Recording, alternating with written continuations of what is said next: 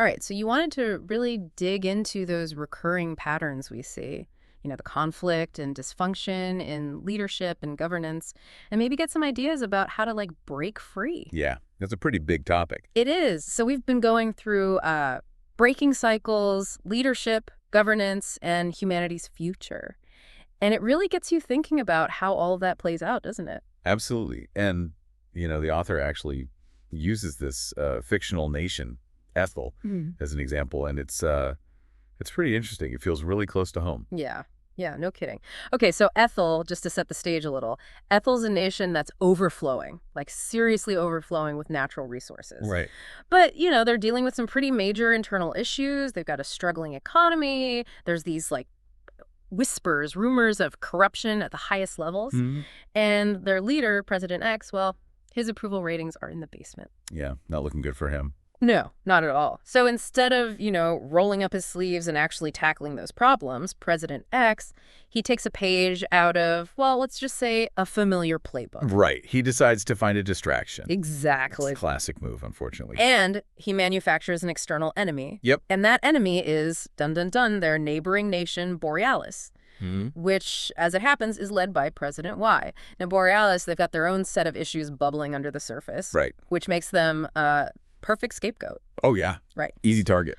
So President X, he launches this huge propaganda campaign, painting President Y as this warmonger who's itching for a fight. Just waiting for an excuse to pounce, basically. Totally. And they're using all the tools, right? Yeah. There's one image, it's circulating all over Ethel's social media. It's President Y. He's sneering at a picture of Ethel's flag. Oh, wow. It's so clearly manufactured. Oh, totally staged. But effective. Oh, completely. I mean, people see that and they're outraged. Totally. Yeah. Totally. And it just feeds into the whole narrative that President X is pushing. We've got to be strong. They're out to get us. It's playing on people's fear and their anger, and it works. It's sadly effective. Yeah, those tactics, they work really well, unfortunately. It's how you manipulate people, right? Yeah. You make them afraid, make them angry, and then you can get them to do whatever you want. Okay, so with this manufactured threat with Borealis and President Y, suddenly public enemy number one, what does President X get to do? Well, he gets to rally all that nationalistic support. Of course. We've got to unite against this external threat. So domestic problems, all of a sudden, not so important anymore. And of course, it's the perfect excuse to ramp up military spending. Right, got to beef up those defenses. Exactly. Does any of this sound a little bit familiar? Oh my gosh, it's ripped from the headlines. It's scary how often this happens in the real world. And it's not just one leader's tactic. No, it's not just one bad apple, no. No. Here's a really messed up part. President Y, he's dealing with, those similar pressures back in Borealis. Yeah. He's got his own approval ratings to worry about, his own internal issues.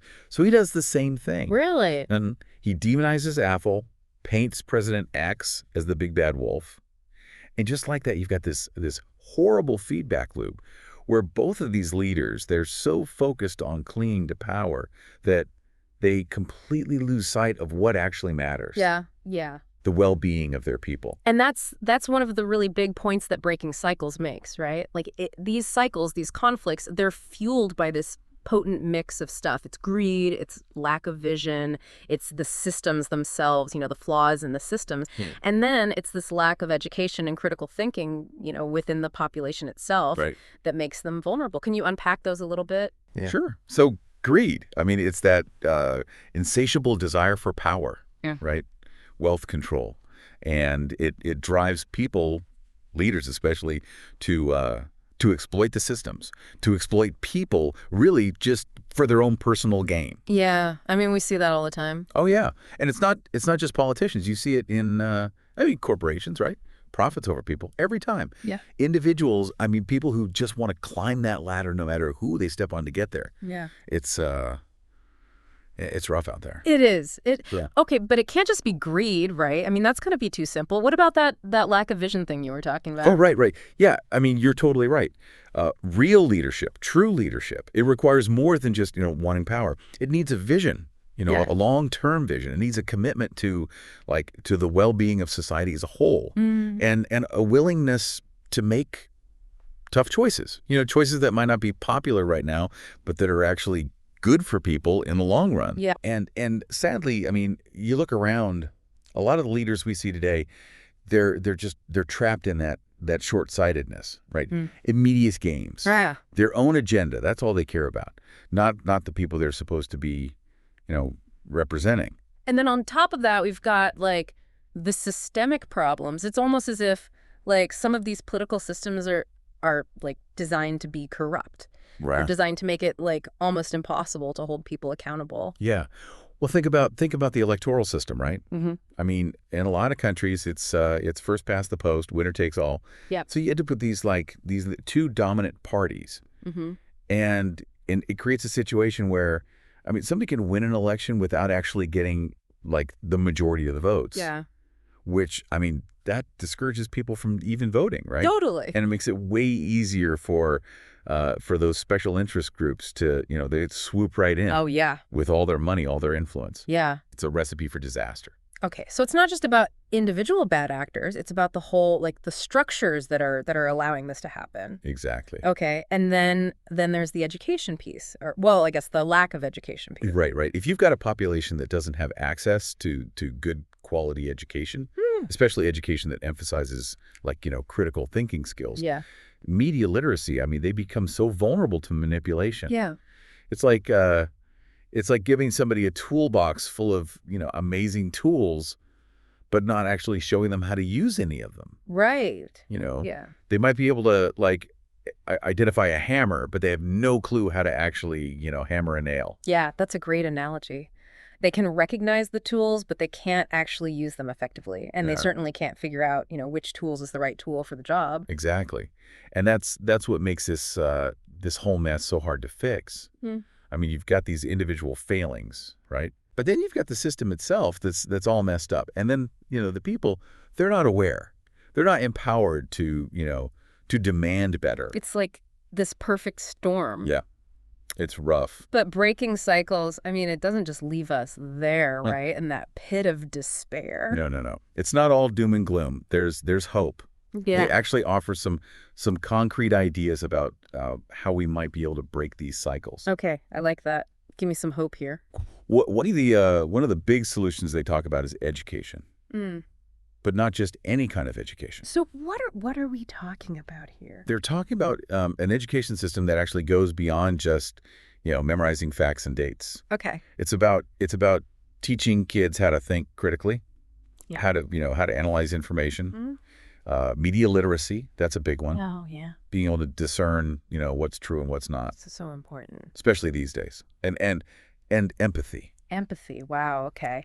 Yeah. And a strong sense of global citizenship. So not just knowing stuff, but knowing how to actually think about it. Right. How to analyze it, figure out what's true, what's not true. It's like it's giving people the tools to be informed, to be engaged citizens. Citizens who can actually hold their leaders accountable and demand better. And it's about, fostering that sense of responsibility, not just for your own community, but like for the whole world. Yeah. And that's where that global citizenship thing really comes in. Right, yeah. It's recognizing that we're all connected. What happens in one place affects everyone else. That makes a lot of sense. But, I mean, even with the best education system in the world, wouldn't we still have to deal with those systemic issues we talked about? Oh, for sure. Yeah. Yeah, education, it's a huge part of the solution, but it's not going to magically fix everything. Right. The book, it's very clear about that. We need those strong mechanisms for accountability alongside education. Okay, so how do we actually build those mechanisms? Well, we need strong institutions, right? Institutions that are independent and can actually keep power in check. Yeah. A free press, a vibrant press, one that can actually, expose corruption. That's so important. And citizens who are engaged, who are willing to speak out to demand better from their leaders. So it's like we need to create a system where power is distributed more evenly, where transparency is like the norm, and where people's voices are actually heard and matter. But that sounds like a massive undertaking. I mean, where do we even begin with something like that? It's a huge challenge, no doubt. Yeah. but it's not impossible. The book actually suggests maybe we start by strengthening the institutions we already have, like the UN, for example. We need more cooperation between countries. We need better ways to address global issues like, climate change, pandemics, all that. And we need ways to hold leaders accountable on an international level. So it's about building this framework for global governance, right? One that actually prioritizes collaboration, shared responsibility, but without, sacrificing individual liberties. It's about recognizing our shared humanity and working together to face these challenges in a way that actually benefits everyone. Exactly. And that brings us right back to education. Imagine a new generation in Ethel. Okay. A generation that has actually had the benefit of this kind of education that we're talking about. They would understand, the history of that conflict with Borealis. They would see how their leaders have been using propaganda to manipulate them. Right, and because they've got those critical thinking skills, they wouldn't fall for it so easily. Exactly. They'd see right through it. They'd demand better. They'd be equipped to actually engage in constructive dialogue, to find common ground, to work towards solutions that benefit both sides. I like that. Maybe they even, maybe they form their own civil society organizations to monitor the government, to advocate for peaceful resolutions. That's a powerful image, like a generation that just refuses to be bound by the mistakes of the past. They choose hope over fear, cooperation over conflict. It's like a vision of a future where everyone can actually thrive. But to get there, wouldn't we also need to actually tackle, systemic reform? Oh, absolutely. You can't just focus on changing individuals. Right. You have to address the structures that are causing all these problems. The structures that keep these cycles going. Yeah. Things like campaign finance reform, right? Get the money out of politics. More transparency in government. Make it harder for people to be corrupt. Yeah. And we need to reduce inequality. So basically, we need to create a system that actually rewards ethical behavior. A system that makes it really hard for people who abuse their power to get away with it. Exactly. And, we've got to remember that whole global cooperation thing, right? Absolutely. So many of the challenges that we're facing right now, they go beyond national borders. Climate change, pandemics, economic instability, all of that, it demands global solutions. That does. We can't afford to be stuck in our own little bubbles, just chasing our own self-interest. Nope. We're all connected. We're all in this together. We are. And that requires a shift in our thinking. Yeah. We got to be willing to move beyond our own little, immediate concerns and really embrace that global perspective. Yeah. It's about understanding that we're all citizens of this planet. Yeah. And that we all have the same basic needs. Right. The same aspirations, right? To live in peace, to take care of our families, to build a better future for our kids. And the book, it really stresses that global cooperation, it's not easy. No. There are a lot of challenges, but it's a path worth pursuing. Yeah. Because the alternative, a world where conflict and division and mistrust are the norm. That's a pretty bleak picture. Yeah. That's not a future I want to live in. And it's a future that we can prevent. So, okay, if we invest in education, if we demand accountability, if we embrace that global cooperation, and if we actually work towards real systemic reform, we can create a world where these cycles are broken, where peace actually wins out, where justice is upheld, and where everyone has that chance to reach their full potential. It's a future worth fighting for. It's a future worth believing in.